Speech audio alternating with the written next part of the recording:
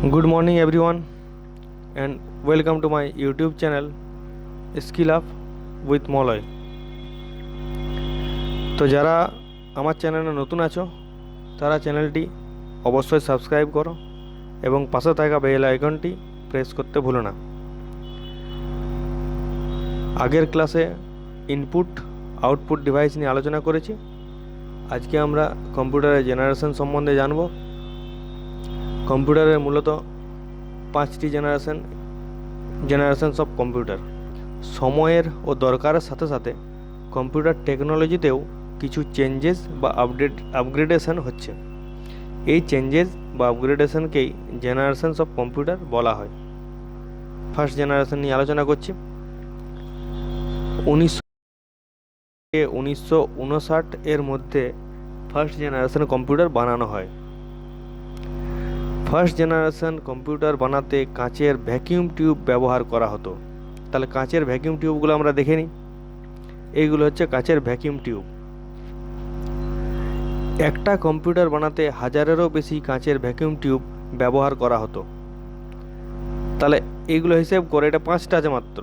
5টা ভ্যাকিউম টিউবের সাইজ আর 1000+ ভ্যাকিউম টিউবের সাইজ, বুঝতে পারছো কতটা এরিয়া নিতে পারে।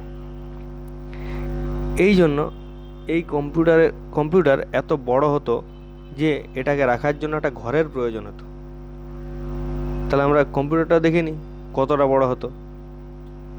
এইটা হচ্ছে ফার্স্ট জেনারেশন কম্পিউটার, টোটালি কাঁচের ভ্যাকুয়াম টিউব দিয়ে তৈরি।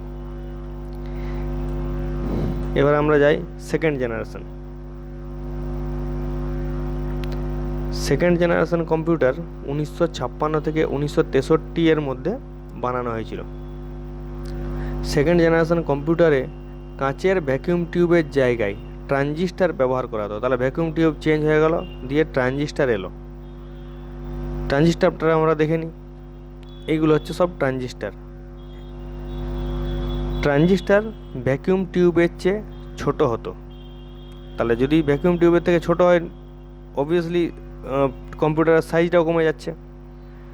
তাই এই কম্পিউটার আগের জেনারেশনের কম্পিউটারের চেয়ে ছোট হতো এবং কম জায়গাতে রাখা যেত। তাহলে এটাও দেখে নিই সেকেন্ড জেনারেশন কম্পিউটারটা কীরকম ছিল, কত বড় ছিল।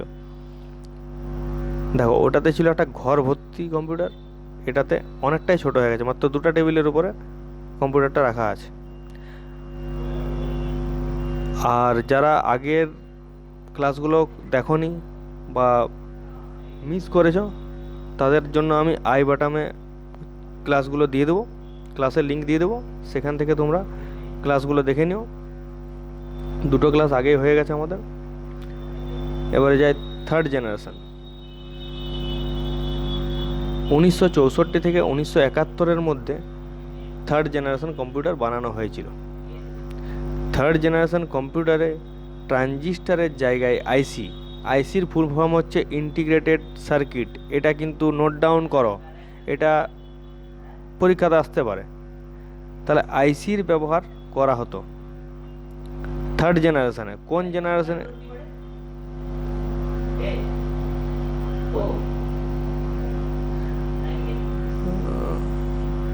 থার্ড জেনারেশনে ইন্টিগ্রেটেড সার্কিটের ব্যবহার করা হতো। তাই এই কম্পিউটার সেকেন্ড জেনারেশন কম্পিউটারের চেয়ে ছোট, সস্তা এবং ফাস্ট।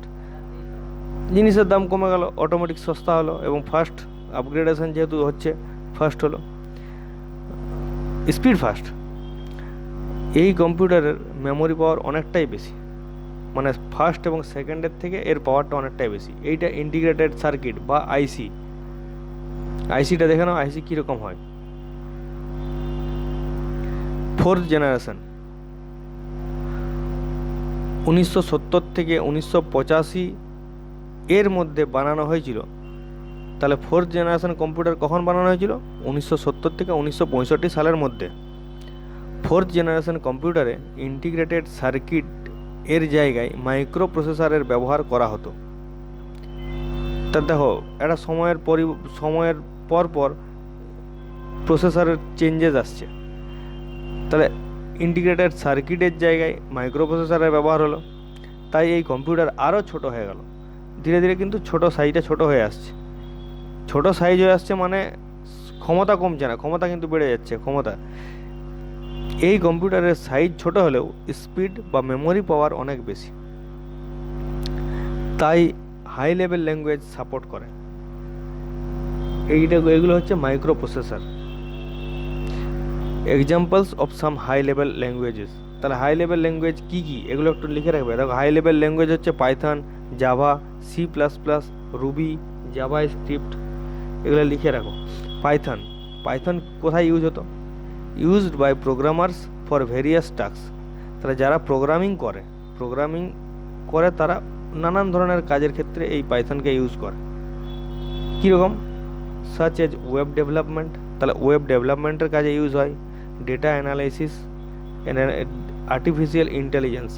এখনকার ফোনে আমাদের সবারই ফোনে মোটামুটি এআই সাপোর্ট করে, তো এআই জিনিসটা কিন্তু এই artificial intelligence. Java used in mobile app development, মোবাইলে অ্যাপ ডেভেলপমেন্ট। এখনকার ফোন কিন্তু নয়, এখনকার ফোন অ্যান্ড্রয়েড বেস ফোন। আগে নোকিয়ার যখন মাল্টিমিডিয়া ফোন ছিল তখন ওটা জাভা বেস ফোন ছিল। And web applications, C++. C++ is very popular and widely used for making complex software such as game engine. তোমরা যে গেম করো, গেমটা কিন্তু তৈরি C++ থেকেই। ডেস্কটপ অ্যাপ্লিকেশনস, ডেস্কটপের উপরে যা অ্যাপ্লিকেশনসগুলো আছে আমাদের কম্পিউটারে, যা অ্যাপ্লিকেশন সব মোটামুটি C++-এর উপরে বানানো হয়। Ruby is used for web development and web applications. বেশিরভাগ বেশিরভাগ যে হাই লেভেল ল্যাঙ্গুয়েজগুলো আছে না, এগুলো সব ওয়েব ডেভেলপমেন্টের কাজে ইউজ করা হতো। Java script is used for HTML কোনগুলো? HTML হচ্ছে আমরা যে কোনো ব্রাউজার, সে গুগল ক্রোম হোক, ইন্টারনেট এক্সপ্লোরার হোক, তোমার মজিলা ফায়ারফক্স হোক, যেটাতে আমরা সার্চ করি। ধরো সাপোজ গুগল সার্চ করছি, গুগল যে সার্চ করলাম, যে রেজাল্টটা বেরোলো সেই পেজটা কিন্তু HTML page. or other languages for making the web design interactive and dynamic. Web ডিজাইনের জন্য ইউজ করা হয়। ফিফথ জেনারেশন, এটা দেখে মনে হচ্ছে এখনকার কম্পিউটার, আগে কিন্তু এরকম ছিল না, আগে নিচে ফ্ল্যাট ছিল। বর্তমানে আমরা যেসব কম্পিউটারগুলো ইউজ করছি সেগুলোই ফিফথ জেনারেশন কম্পিউটার। তাহলে এখন আমরা ল্যাপটপ বলো, ডেস্কটপ বলো, যাই ইউজ করছি সেগুলো কিন্তু ফিফথ জেনারেশন। আগের জেনারেশনের যতগুলো কম্পিউটার দেখলাম তার থেকে ফিফথ জেনারেশন কম্পিউটার আধুনিক বা আপডেটেড। এই কম্পিউটারে আর্টিফিশিয়াল ইন্টেলিজেন্সের ব্যবহার করা হয়, এআইয়ের ইউজ করা হয় এটাতে। এই জেনারেশনের কম্পিউটার হাই লেভেল ল্যাঙ্গুয়েজ যেমন C++, জাভা, .NET এগুলো সাপোর্ট করে। এগুলো এত ছোট হয় যে ব্যাগের মধ্যেও ক্যারি করা যায়। আগেরটাই সব বলে দিলাম যে জাভার কী কাজ, C++-এর কী কাজে ইউজ হতো। এগুলো হচ্ছে ওদের লোগো, জাভার লোগো নিচে মাঝেরটা, C++, তারপর তোমার .NET, ওটা .NET কিন্তু DOT লেখা আছে, .NET হবে, আর ওটা রুবি। ক্যারেক্টারিস্টিক অফ কম্পিউটারের বিশেষত্ব কী কী আছে সেগুলো আমরা আলোচনা করব। কম্পিউটার আমরা কী জন্য কম্পিউটার ইউজ করি? আমরা তো হিসেব হাতেও করতে পারি, ক্যালকুলেটর দিয়েও করতে পারি, কিন্তু আমরা ইউজ করি কেন? স্পিড, কম্পিউটারে যে কোনো কাজ খুব তাড়াতাড়ি করতে পারে। তোমাদের এক্সেলের ক্লাস হবে, হ্যাঁ ঠিক। আর যদি আমার ফার্স্ট ক্লাস এবং সেকেন্ড দুটো ক্লাস হয়েছে, দুটো ক্লাসের মধ্যে যদি মিস করো কেউ, তো আমি উপরে থাকা আই বাটনে আমি ক্লাসগুলো প্রোভাইড করছি, ওখান থেকে তোমরা দেখে নিও। স্পিড, কম্পিউটার যে কোনো কাজ খুব তাড়াতাড়ি করতে পারে। তোমাদের যখন এক্সেলের ক্লাস হবে তখন এক্সেলের ক্লাসে তোমাদের দেখাবো কত তাড়াতাড়ি টাইপিং বলো বা হিসেব বলো ফটফট বের হয়।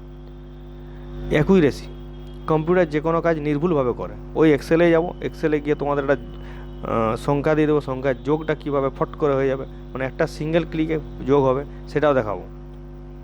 কন্টিনিউটি, কম্পিউটার কোনো কাজ না দাঁড়িয়ে, মানে রেস্ট ছাড়া কন্টিনিউ কাজ করতে পারে।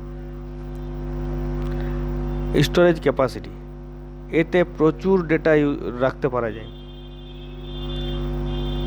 প্রাইভেসি, যেটা সবারই প্রয়োজন, নির্দিষ্ট কোনো ফাইল বা ফোল্ডারকে পাসওয়ার্ড প্রোটেক্ট করে রাখতে পারি। বুঝতে পারছি, এটাতে নির্দিষ্ট কোনো ফাইলকে আমরা পাসওয়ার্ড প্রোটেক্ট করে রাখতে পারি। এ কিন্তু প্রাইভেসি মেনটেন করে। তুমি পাসওয়ার্ড যদি না দাও, পাসওয়ার্ড না দিলে অন্য কেউ খুলতে পারবে না।